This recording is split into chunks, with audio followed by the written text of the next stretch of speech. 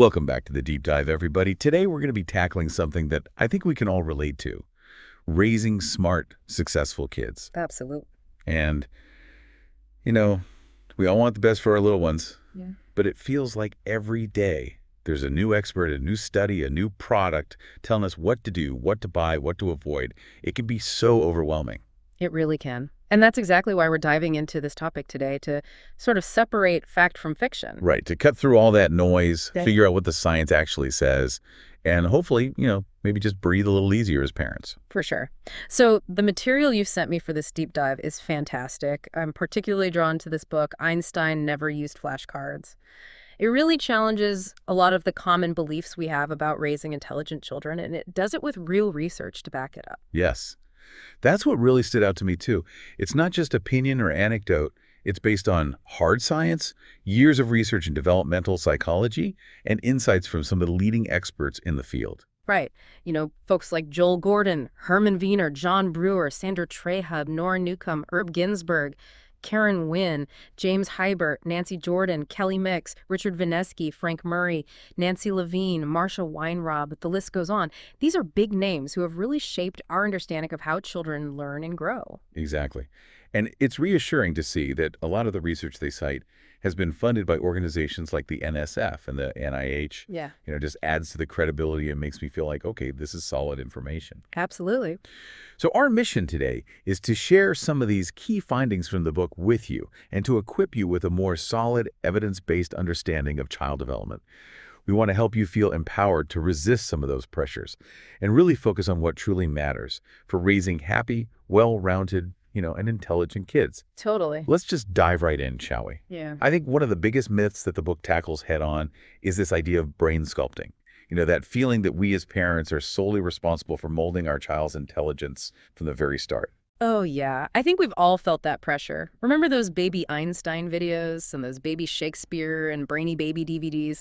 The book actually uses them as examples of this cultural obsession with giving babies a supposed head start in intelligence. It's like we think we can just download knowledge into their little brains if we expose them to enough Mozart or flashcards. Oh, for sure. I know I felt that pressure with my first child. But as the book points out, and it's something that's kind of a relief to hear, brain development isn't entirely up to us. It's not just a blank slate that we can completely control with every toy or activity. Right. And the book makes this really compelling argument that brain development actually has a strong biological basis. They say it's programmed by millions of years of evolution, which is a powerful image. It makes you realize that there's this intricate, innate blueprint already in place. It's not just about us as parents in one generation trying to force it in a particular direction. And they use a great analogy. They say it's more helpful to think of the brain as an organ with a master plan, like the heart or the lungs, not just a lump of clay that we can shape however we want. Right. It's fascinating to think about. And for all you parents listening out there, this really changes the game, doesn't it? It takes some of the pressure off. Yeah. It's not all riding on your shoulders on every single decision you make. Exactly. But this myth of brain sculpting can really create so much anxiety for parents. There's this constant fear of not doing enough, of somehow failing to maximize your child's potential. Oh, absolutely. The book actually talks about how the language around parenting has shifted to reflect this anxiety. It's all about investment in your child's brain and, wanting to see a return on that investment. It can make it feel transactional almost. Right. Like you're constantly being evaluated as if your child's success is a direct reflection on you and your parenting skills. And for children, all this pressure can really backfire. It can turn learning into a chore, something they have to do, rather than something they're naturally curious about and excited to explore. Definitely. They might start to see it as a performance, like they're always trying to please adults rather than just enjoying the process of learning. Right, and that takes away that intrinsic joy. And the book mentions some alarming observations from Dr. Jack Wetter, who's seen children so overscheduled, so packed with activities and lessons that they have absolutely no downtime, no time for free play, no time to just be kids. And there are even stories of young children being rejected from preschools because they haven't acquired certain skills or knowledge. It just makes you wonder what we're doing to childhood. It's kind of scary, isn't it? The book really raises this alarm bell about our society's anxiety over the child mind and warns against this constant pressure to accelerate childhood. Yeah. It's like we're so focused on turning them into mini adults, we're forgetting about the importance of letting kids be kids, to explore, to play, to just daydream. Absolutely. And by overscheduling, overstimulating, overpressuring our kids, we might actually be hindering their development in other areas. That creativity, that sense of independence, that ability to solve problems on their own, these are all crucial skills that often develop through unstructured play, through those moments of boredom where they have to figure things out for themselves. So it's not just about cramming information into their little brains, it's about giving them the space and freedom to develop their own unique talents and interests. Absolutely. And this leads us to another misconception that often goes hand in hand with this brain sculpting myth, the idea that a bigger brain somehow automatically equals a smarter child. Right, like we can just measure intelligence based on brain size or the number of neural connections. Exactly. But the book brings in this great analogy from neuroscientist Carla Schatz, who compares the brain to a complex phone system. Okay, I like where this is going. It's not just about having lots and lots of phones, she says, but about how those phones are wired together. Right, so you can make the right connections, get the information where it needs to go efficiently. Makes sense. Exactly. It's about the quality and precision of those connections, not just the sheer quantity. And the process of forming these connections is called synaptogenesis, which is a mouthful, but it basically means that neurons are making connections and communicating with each other. Right, and there's this idea, I remember learning this in school, that we're born with all the brain cells we'll ever have, Hmm. but that the connections between those cells are what really matters for learning and development. That's right. And the book highlights some amazing research by Professor Peter Huttenlocher. He found that in the first few years of life, there is this huge overproduction of synapses in the cerebral cortex. It's like the brain is making way more connections than it will actually need. Wow, so it's almost like an overabundance, like a buffet of connections, and then the brain gets to pick and choose which ones it wants to keep. That's a great way to put it. And that's exactly what happens. After this initial burst of growth, there's a period of pruning where the brain gets rid of the connections that aren't being used, the ones that aren't as strong or efficient. It's like streamlining the system. And what's really fascinating is that a lot of this synaptic growth actually happens even before a baby is exposed to a lot of environmental stimulation. Oh, really? So even without those flashcards and Mozart sonatas, the brain is still making connections. Exactly. So just bombarding babies with tons of stimuli might not be as crucial as we once thought. And the book gives a really interesting example with rat pups. Even before their eyes open, their brains are already forming connections in the visual cortex, even though they haven't actually seen anything yet. That's incredible. It's like the brain is preparing itself for the world, laying down those basic pathways. Precisely. So what can we take away from this? For you parents listening, it means shifting the focus from simply trying to cram information into your baby's brain to creating a rich and stimulating environment where they can explore and make those connections naturally. Right. So it's not about the quantity of stimulation, but the quality, right? Right. Like creating opportunities for real experiences and interactions rather than just passive exposure. Exactly. So, maybe put away those flashcards for a bit and go explore the park with your little one. Yeah. Have a conversation, sing a song, build a tower out of blocks. Speaking of flashcards, this is a good segue into one of the book's major arguments, which is that rote memorization, like the kind we often do with flashcards, isn't actually the most effective way to learn. Right. They call it the problem with flashcards and rote memorization. It's all about understanding versus just memorizing isolated bits of information. Yeah, and they have this really powerful anecdote about a little boy whose mother thought he could read because he could recite words from his speak and spell toy. But when he saw those same words in a different context, like on a TV screen, he couldn't read them at all and actually got quite upset. Oh, that's such a good example. And it really highlights the difference between memorizing something like the shape of a word and truly understanding what it represents. Right. So he might have recognized the word ball, maybe by the two tall L's at the end, but he didn't actually understand that those letters represented sounds that blended together to make a word that had meaning. Exactly. And for parents, this is a crucial distinction to understand. True learning happens when we connect information to real-world experiences and make it meaningful, not just when we compare it back isolated facts. So instead of drilling your kids with flashcards, Maybe read a book together, talk about the pictures, ask questions, make up stories. It's those shared moments of connection and engagement that really spark a love of learning. Exactly. And these principles also apply to how young children develop their understanding of numbers. Oh, for sure. I remember struggling to teach my daughter to count, and it's fascinating to hear what the experts have to say about this. Yeah. So the book delves into early infant understanding of quantity.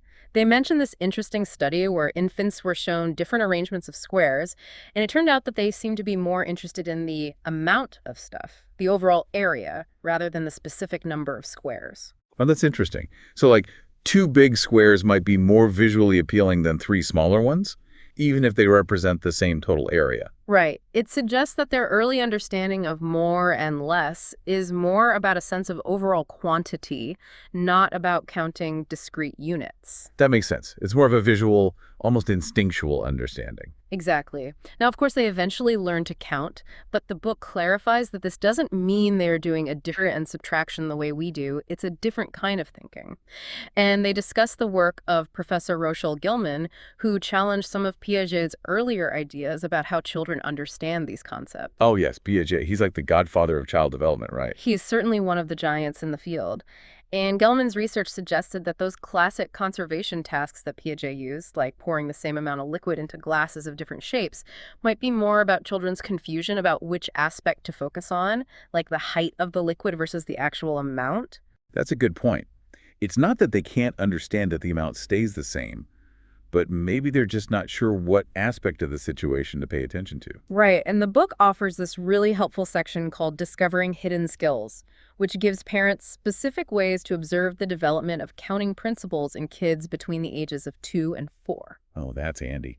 I wish I'd had that when my kids were little. It's all about understanding those building blocks of math. Like, there's the one-to-one principle, which is assigning one number word to each item you count, and the stable order principle, which is using a consistent number word sequence, even if it's not the standard 1, 2, 3 at first. Right. And then there's the cardinal principle, knowing that the last number you counted represents the total. And the abstraction principle, which is understanding that you can count anything, not just physical objects. Exactly. And finally, there's the order irrelevance principle, which is grasping that it doesn't matter what order you count things in, the total stays the same. That's a lot to grasp. It's amazing to think about all these underlying principles that go into something that seems so simple to us as adults. Right. And the book emphasizes that children can discover number in all sorts of everyday objects. It's not just about formal lessons. It's about exploring and playing with blocks, cars, even things like worms or French fries. It's about making math a part of their world, not just an abstract concept. Exactly. And they make a strong argument that learning math at this age should involve manipulating objects, not just passively watching videos or playing computer games. Right. It's that hands-on experience that really helps them make sense of the world. Exactly. And the book makes a clear distinction between a child who can simply recite numbers, what they call a parrot, and a budding mathematician who really understands what those numbers represent and how they work. It's not just about rote memorization. It's about genuine understanding. Right. And they also discuss Vygotsky's idea of scaffolding, which is basically providing support and guidance to help children learn new things. Research shows that parents and children naturally engage in spontaneous math conversations and games at home, and these everyday interactions actually support their mathematical development. So it's those little moments, those informal interactions that can make such a big difference. Absolutely. And it's important to remember that you don't have to be a math whiz to do this. It's more about fostering that curiosity and love of learning. Right. Now let's switch gears a bit and talk about language development. The book presents this interesting contrast between Linda, who's trying to teach her son vocabulary with flashcards and interactive toys, and her neighbor, whose child seems to be picking up multiple languages effortlessly just through everyday interactions. Yes, and this really highlights the crucial role that natural everyday experiences play in language learning. The book emphasizes that babies are born with this amazing capacity to learn language, and they don't necessarily need formal lessons to get started. It's almost like they're pre-wired for it, right? Like they come into the world ready to soak up language. Exactly. Yeah. And what's really cool is Roberta's research, which the book highlights. She filmed babies during mealtime interactions and found that even babies as young as 11 months old are engaging in multiple conversational turns to communicate their needs. Wow. So even before they can speak in full sentences, they're already having back and forth exchanges, trying to make themselves understood. That's right. And these interactions are incredibly valuable for language learning. It's about that back and forth, that give and take, that shared attention and focus. Right. It's not just about hearing words. It's about being a part of a conversation, even a very simple one. Exactly. And these everyday interactions are far more effective for language learning than any TV program or fancy toy can ever be. So it's about being present, being engaged, and being responsive to your baby's attempts to communicate. Absolutely. And the book then delves into the fascinating work of Professor Noam Chomsky, who proposed this idea of an innate language faculty. He argued that humans are born with a predisposition to learn language, a sort of blueprint that guides the process. So it's not just about nurture, about the environment we're raised in, but also about nature, about our biological predisposition to language. Exactly. And there's a lot of evidence to support this idea. For instance, by around 5 months old, babies are already starting to specialize the hemispheres of their brains for language.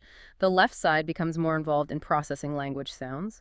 And there's this amazing study by Professor Laura Ann Petito where she observed babies' mouth movements during babbling and smiling, and she found that they tend to use the right side of their mouths more when babbling, further supporting the idea that the left side of the brain is already gearing up for language.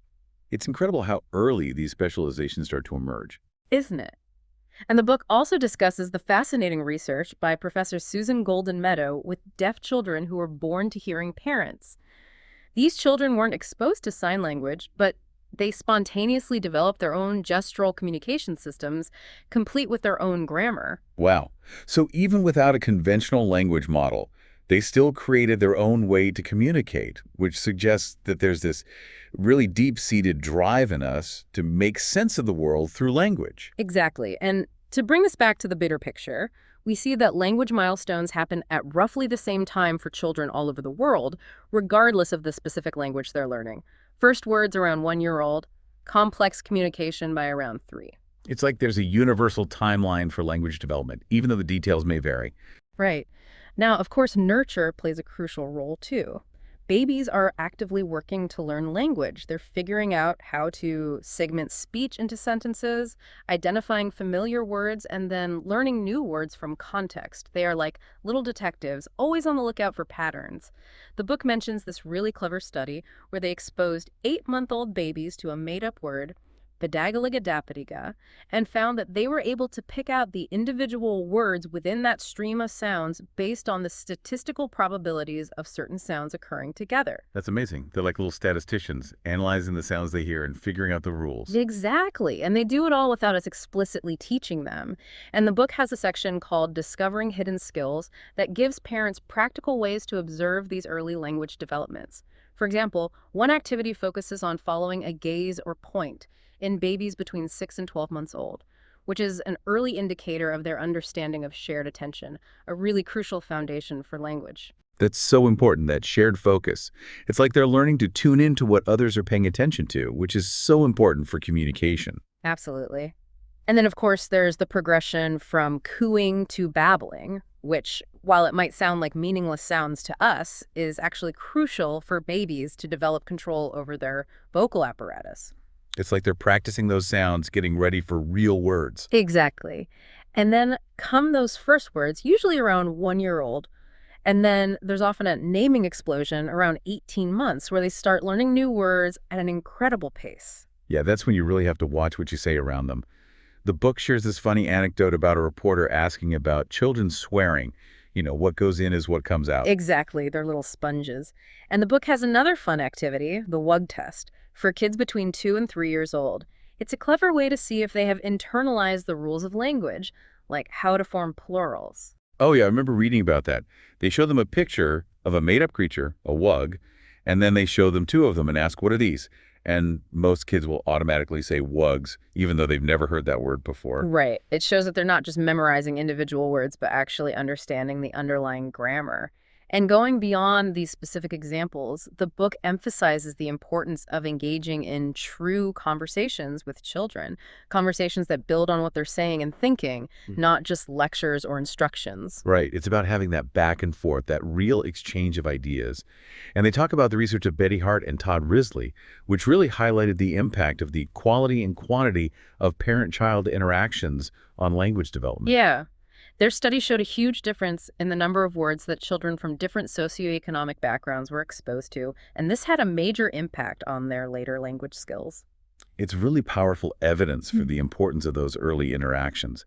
And another study from the NIH showed that teachers and caregivers who talk more and ask more open-ended questions create more stimulating language environments, which leads to better language skills for the kids in their care. So what's the takeaway for parents? Well, dance together in your conversations. Ask open-ended questions. Don't be afraid to use baby talk in the first year. Those exaggerated sounds and pitches can actually help babies learn language. And of course, read to your children frequently and with enthusiasm. Those are great tips. It's all about making language a fun and meaningful part of their everyday lives. Now, this brings us to reading development. The book introduces us to Rachel's mother, who's really pushing formal reading instruction early on, teaching letter names and drilling her daughter on sounds, and then Nate's parents, who are deliberately resisting that kind of formal instruction, but, secretly worrying if they're doing enough. Right. There's so much pressure these days to teach kids to read before they even start school. But the book helps us understand that there's a natural progression to literacy. And it starts long before children can actually decode words. It starts with storytelling. Right. We don't just jump into reading chapter books. There's this whole world of language and storytelling that comes before that. Exactly. And the book explains how storytelling skills develop over time. 2-year-olds might create stories with just a beginning and an end. 5-year-olds start adding more details and descriptions. And by around 9, they're creating more complex narratives with settings, characters, problems, goals, plots, and resolutions. It's like they're building the framework for understanding stories, which is essential for being able to comprehend what they read later on. And the book has a discovering hidden skills activity where parents can actually observe this progression in their child's storytelling over time. That's a great idea. And then there's the concept of phonological awareness, which is basically understanding that words are made up of individual sounds or phonemes. Right.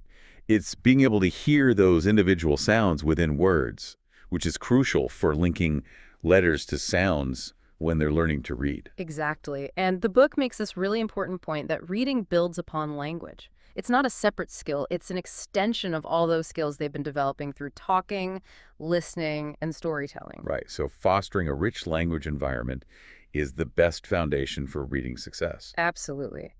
And the book has some fun, teachable moments for playing with words that parents can do with their kids, like singing rhyming songs, reciting poetry, playing with the sounds and names, singing the alphabet song, even just playing word games in the car. Those sound like fun and easy ways to put attention to the sounds of language. Exactly. And another, discovering hidden skills activity, focuses on noticing books in babies between 8 and 20 months old, observing how they interact with books, how their understanding of what a book is develops over time. Right. From just wanting to put the book in their mouths to pointing at the pictures and recognizing that those pictures represent something. Exactly. And the book explains that actually learning to read is a really complex process. It's about linking those 26 letters to the 40 or so phonemes in the English language, and then learning how to blend those sounds together to read words. It's like cracking a code. It's a lot to figure out. And there's a discovering hidden skills activity for scribble writing in toddlers between 15 and 24 months old, observing their reactions to a pencil that doesn't make marks, which shows that they're already starting to develop expectations about what writing is supposed to do. That's so interesting, and the book really emphasizes that parents are providing the essential building blocks for reading through all those shared reading experiences, encouraging drawing and scribbling and just talking about books. The formal reading instruction comes later, in school. At home, it's about making reading a fun and engaging experience. Okay, let's shift gears again and talk about intelligence. The book starts this section with a really funny anecdote from Garrison Keillor, about Lake Wobegon, where all the children are above average, which really pokes fun at our cultural obsession with intelligence and wanting our kids to be the smartest, the best. It's a great way to start the conversation. And they even recount a more extreme case, a mother who went as far as fabricating her son's IQ score, which of course had disastrous consequences. It just highlights how much pressure there is to have smart kids. It's like we forget that there's so much more to a successful and fulfilling life than just having a high IQ. Exactly. And the book goes on to discuss the limitations of traditional IQ tests and the emergence of broader concepts of intelligence, like Howard Gardner's theory of multiple intelligences. Oh, yes, I remember learning about that. He proposed that there are actually multiple types of intelligence, like linguistic, musical, spatial, interpersonal, and so on. Right. And then there's Daniel Goleman's work on emotional intelligence, which includes skills like self-awareness, empathy, and self-regulation. And Robert Sternberg's theory of successful intelligence, which emphasizes the importance of analytical, creative, and practical skills. So it's really about recognizing that intelligence is much more multifaceted than what traditional IQ tests can measure. Absolutely. And the book touches on the concept of mental age, which was introduced by Alfred Binet, one of the pioneers of intelligence testing. Right, the idea that a child's cognitive abilities might be more advanced or less advanced than what's typical for their chronological age. Exactly. And they clarify the definition of giftedness, which is generally defined as having an IQ score above 120 and/or demonstrating exceptional talent in a specific area. Right, and they talk about how gifted children often learn in different ways, more effortlessly, more independently. They tend to resist direct instruction, make their own discoveries, and they're highly self-motivated. It's really about recognizing their unique learning style and needs. Absolutely. And while the book acknowledges the use of IQ tests for infants, particularly as a screening tool in certain cases, they do caution against putting too much emphasis on these early scores. Right. A single score at a very young age doesn't tell the whole story. Exactly. And what's really interesting is that language ability, particularly vocabulary size, is actually a strong predictor of later IQ scores. So all that talking and reading we were talking about earlier, it's not just about language development, it's also supporting their cognitive development more broadly. Precisely. And the book brings in Piaget's perspective, reminding us that children's mistakes can actually be very revealing about their thinking processes.